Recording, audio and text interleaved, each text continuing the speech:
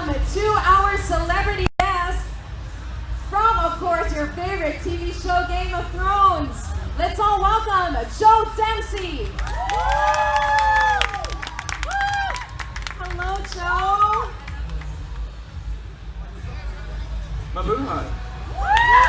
Got that right. Got that Just right. about got away. That's perfect. Perfect. Come on, let's have a seat. Thank you everyone for coming down. We're so happy that you're here with us. And so we did hear that you got in Thursday night. Is that right? Yeah, that's How right. has it been so far? Do you know what, we've been having, when I say we, I mean me and Nicholas Holt. Obviously they're friends from back in our Skins days. And it's firstly been really nice just to hang out with him for a bit. Obviously both kind of busy these days, so it's not easy to get much of an opportunity to hang out. And we've just been enjoying everything that Manila has to offer. We went to Intramuros yesterday. We rode around on a sort of a horse-drawn carriage. We saw the cathedral. We saw. We went to the park as well. And kind of, Luneta Park. Yeah, Rizal. Yeah, we saw Rizal as well. Yeah, we looked around and we read some of his writings as well in the memorial on the wall. So it was nice to get a feel for, what kind of, I guess, Philippines culture and kind of a bit of the history as well, and what makes Manila particularly, the city that it is, and the people that live in it, the people that they are. So it's been great. Well, we're really glad then that you soaked in the culture, and the weather then was cooperative, because the activities that you said sound like they're all outdoors. Yeah, I mean, we got lucky, essentially. It's like we go out, it's sunny, and the minute we step foot back in the hotel, the storm comes. and we can see it like right outside our hotel, and you sometimes you can't leave the hotel because of the storm. It's quite full on. It's quite dramatic. Very dramatic weather to arrive to. As it moves over, so. Yeah. Well, sometimes you can look out to sea, don't you? And it can be really sunny in Manila, central, and then you look out and you can just see the dark clouds swirling. Winter's coming. See? It's just like you're on the set of, I wanted to be the Red Power Ranger, and I was saying earlier as well. I actually fell out with a friend of mine when I was 5 years old in the playground, because we were playing Power Rangers at lunchtime, and I wanted to be the Red Ranger, and he wanted to be the Red Ranger, and neither of us would give in. So we just said, "Well, all right, I'll play Power Rangers on my own then," and that's what we did. So, yeah. Thank you so much. We move on to Marielle Abanez of ABS City and Lifestyle. Hi.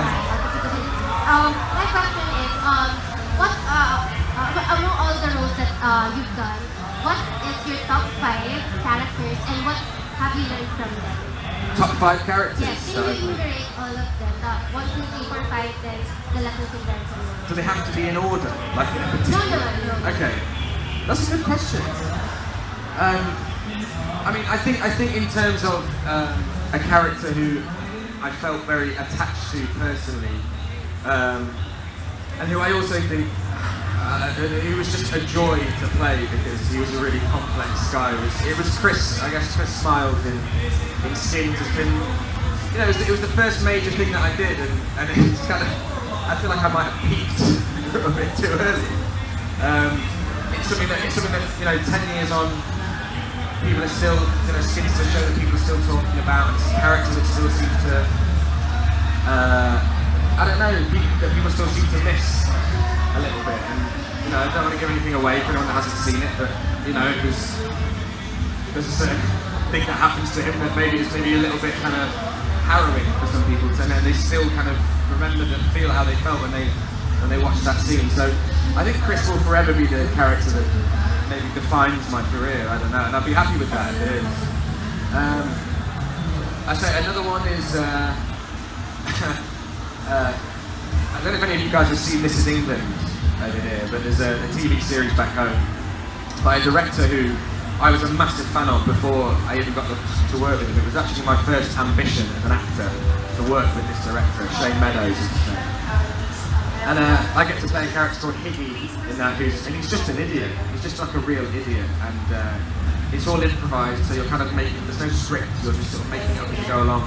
So I just get to be all those things that you normally filter out in real life that come into your brain and you go, don't say that. You get to say them as Iggy. You get to be, you know, this kind of awful person. Who else? Gendry, I feel like there's more to discover with him. I felt, I love working on Game of Thrones. It was great.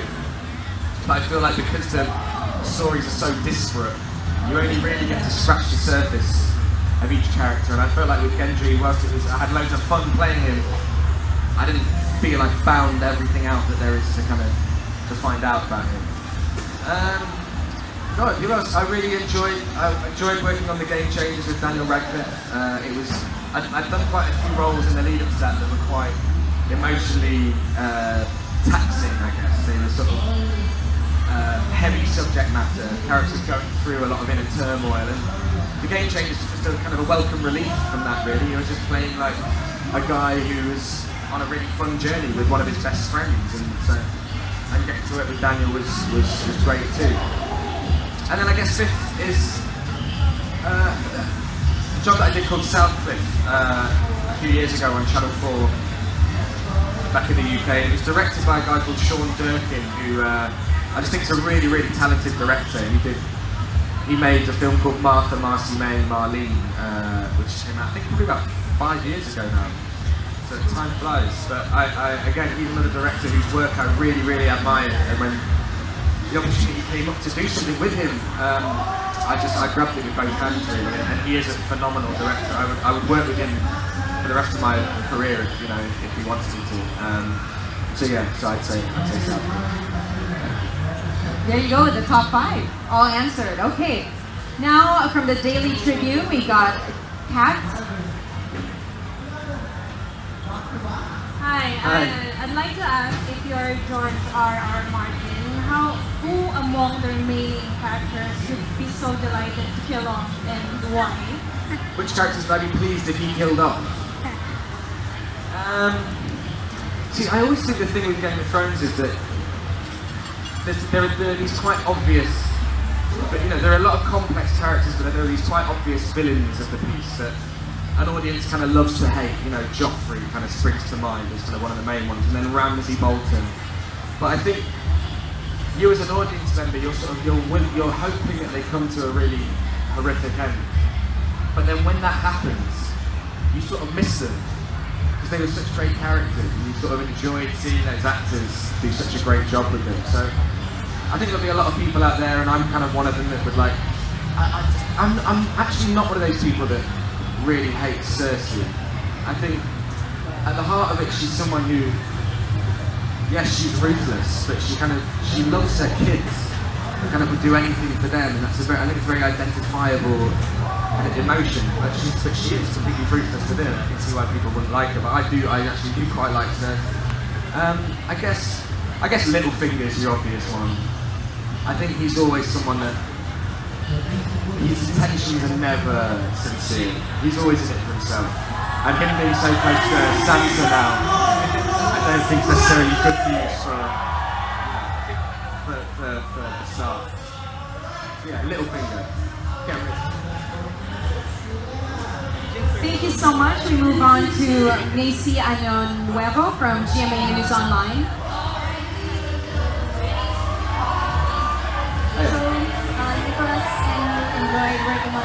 Shut up, my God.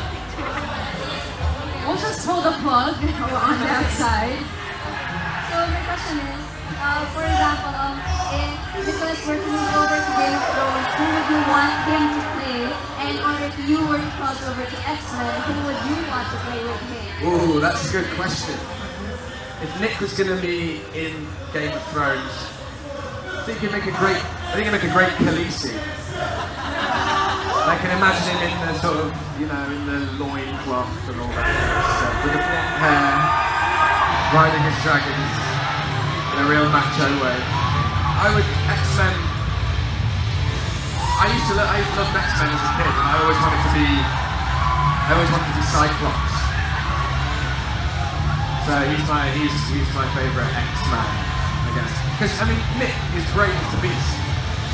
So I couldn't do a better job than Nick as the Beast. And also, he spends like 6 hours getting into that makeup every day, and I wouldn't want to do that. I don't want to be blue.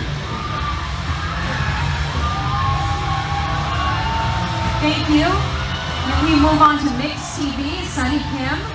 Hi. Do you still keep in touch with your co-stars from Game of Thrones? Yeah, I was saying earlier actually that the nicest thing about being part of the show for me was that there was a lot of other actors that were the same age, or a similar age to me, so we all formed quite a sort of close bond. And whilst obviously with every passing year there are less of those people involved in Game of Thrones anymore because their characters keep dying, we all still stay friends. So it's harder as everyone gets more busy in between series of Game of Thrones. It's hard to all meet up, but yeah, I mean, I'm friends with Kit, Richard Madden, Alfie Allen, Una Chaplin, Finn Jones, Gwendolyn Christie. Who among them do you miss the most? Pardon? Who among them do you miss the most? Oh, that's a hard question. I miss them all. I love Gwendolyn. I love Gwendolyn. I don't get to see her as often as I'd like to. Yeah, thank you. Now from ABS-CBN, Chicken Pork Adobo, we have Ruth Jimenez. Hi, bro. Hi. Hi, big fan. I just want to ask, we're missing you on Game of Thrones. So my question is there a chance you'll come back this season? I'm amazed it's taken this long for that question to be out. I'm going, oh, here we go. When's James coming back? Do you know what? I would love, like I said, having so many friends on the show, it's something that I've missed. You know, I've missed kind of spending time with them. I've missed Belfast as well. Belfast, a wonderful city to work in. And I would jump at the opportunity to go back, but the reality is that I don't know when or if he's going to return. I don't know. I think that they should address Dempsie's storyline, but I would say that. But I don't know. But I would like to. I hope you come back. Thank you. Me too. Well, they were saying, since the last scene was you rowing away, Yeah. you ended up in the shores of Manila, is what happened. Eventually. Now yeah. we know what happened to them, right? The gale force winds blow you all the way into Manila. But I mean, I think the other thing is, the other worrying thing is that when you last saw Gendry rowing away, he was rowing away pretty terribly. So he's going to have to get a lot better if he's going to survive. The river crossing, the sea crossing. Everyone's hoping to see you back there. Pardon? Everyone's hoping to see you back. Thank you. I would love to. I'd love to go there. Fingers crossed. So moving on, Spot PH, Aini Dakanay.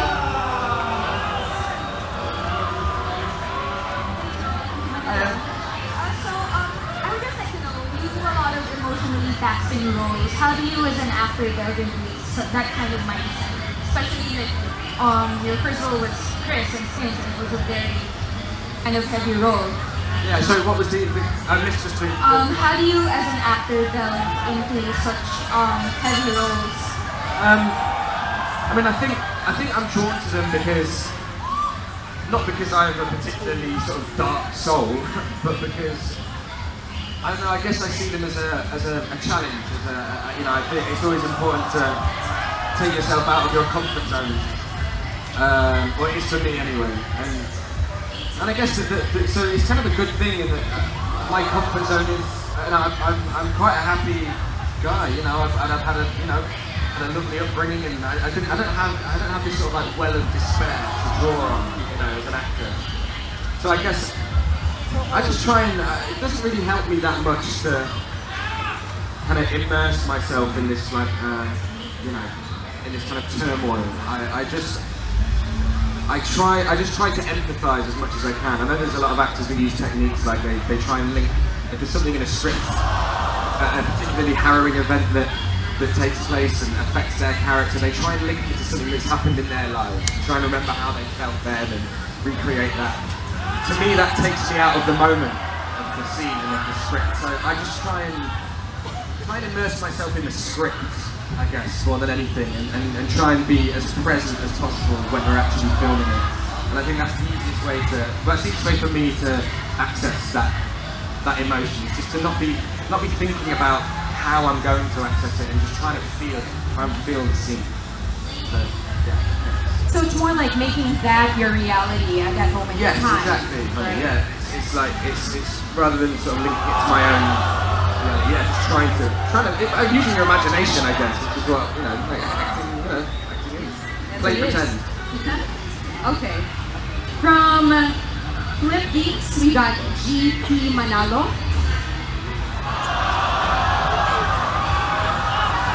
Hi Joe. Hey. I want to ask because most people would know you as CNB and Chris. Do you see a piece of yourself in those characters? And if yes, what are those pieces? Sorry, I missed them doing that. What are those pieces that you see with those characters? Oh, the other pieces outside of like Game of Thrones and like Chris and Henry, because most people would know you as those characters. Now, do you see yourself in those characters? And if yes, do I see myself in them? Yes, that is right. It's a good question. I guess I think with Chris, I sort of I identified with his. I liked his spirit, and there are parts of him that I wish I was more like. Like he had some terrible, he had a really kind of tricky home life, but despite all of that, he still seemed like an optimistic person.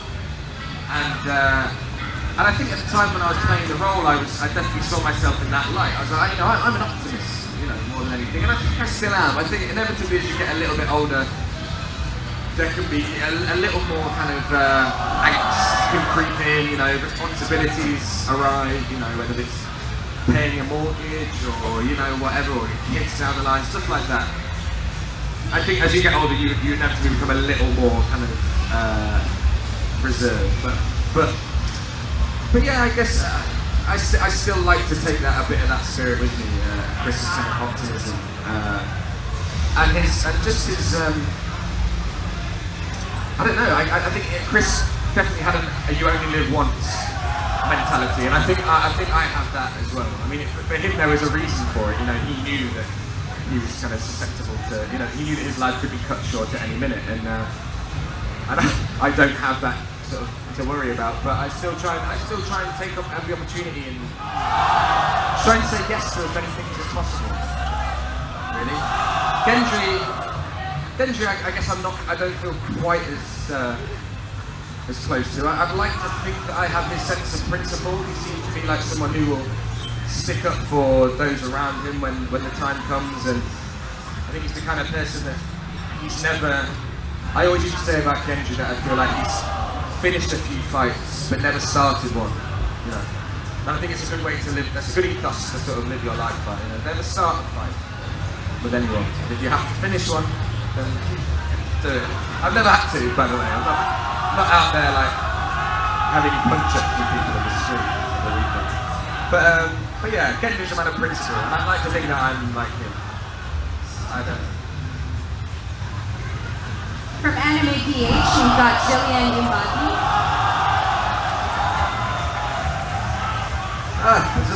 There's a ball.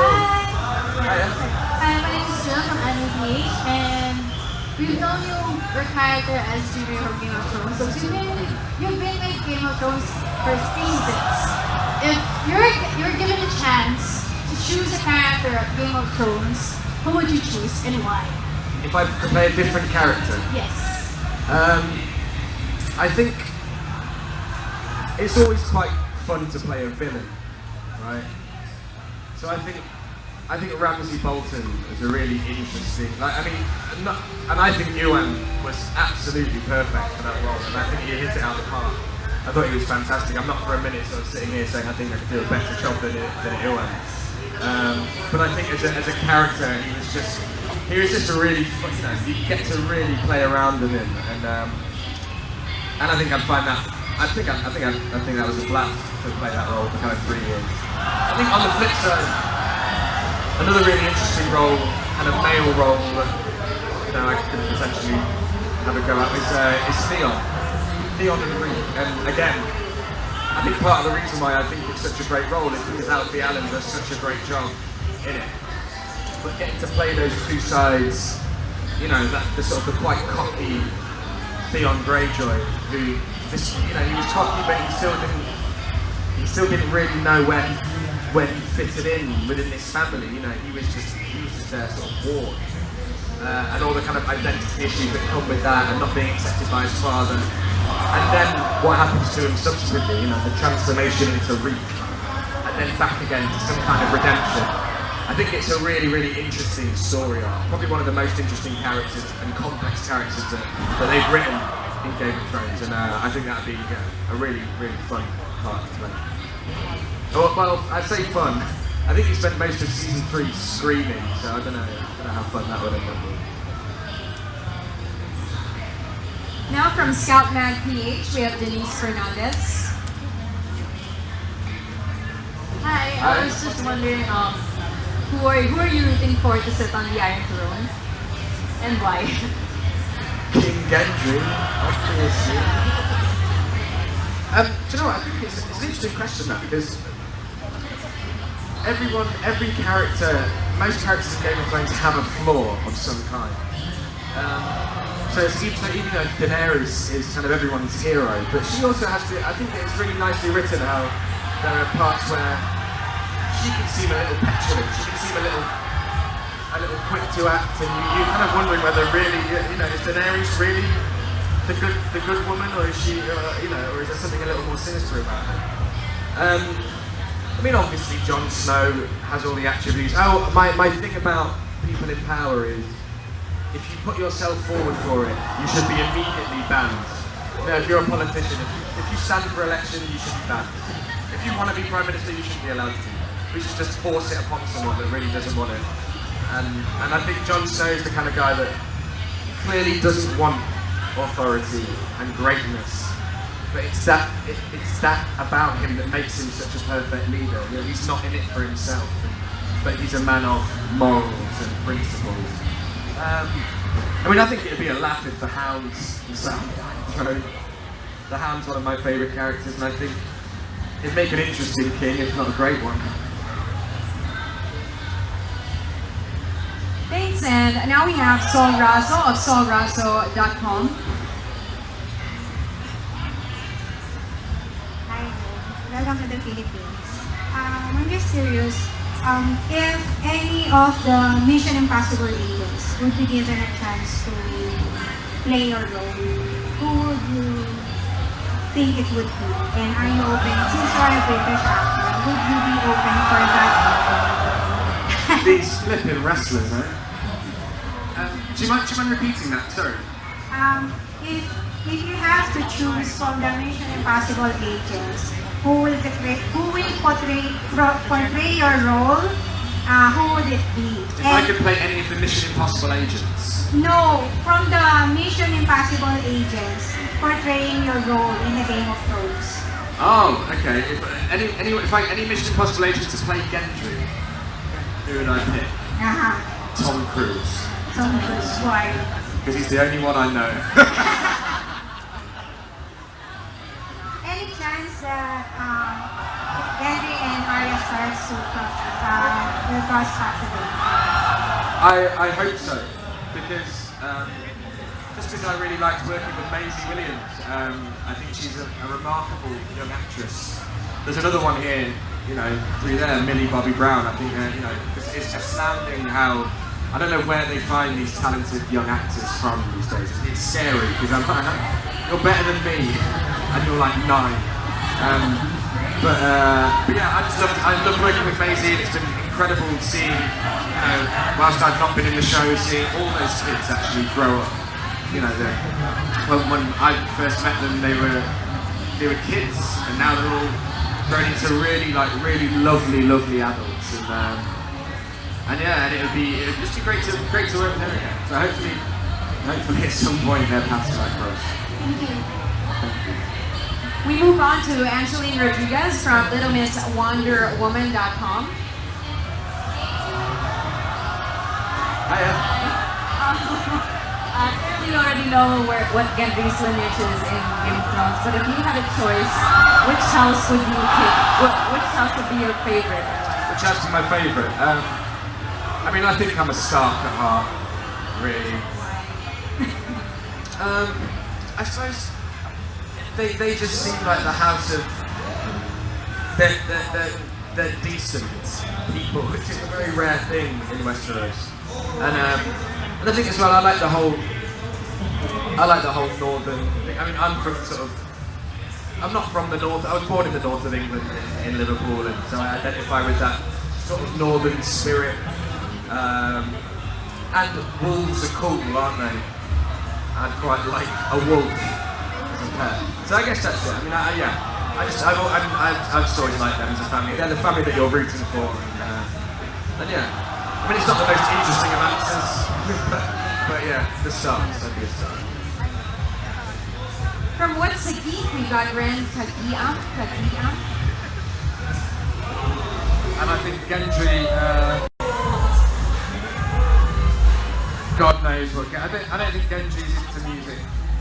He's not got time for it. Doesn't trust it. You're lucky you get to ask again, right? Sounds like we're... Good question. That's a good question. It is. So we're glad we got that in. We should actually get this, we should just have a dance party with all the music. After you, honey. It's like drowning us out. Let's call on from movie news guy, Denise Fox or Alex Leong. Are they here? Okay, so, oh yes, there you are.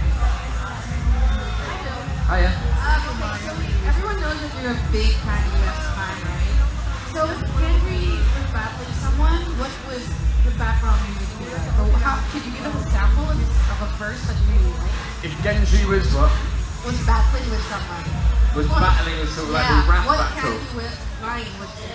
Oh no. Can you rap it? You've inadvertently picked like one of the things that I cannot do, which is make a battle rap in my head. I've tried once and I've been drunk and it went horribly wrong.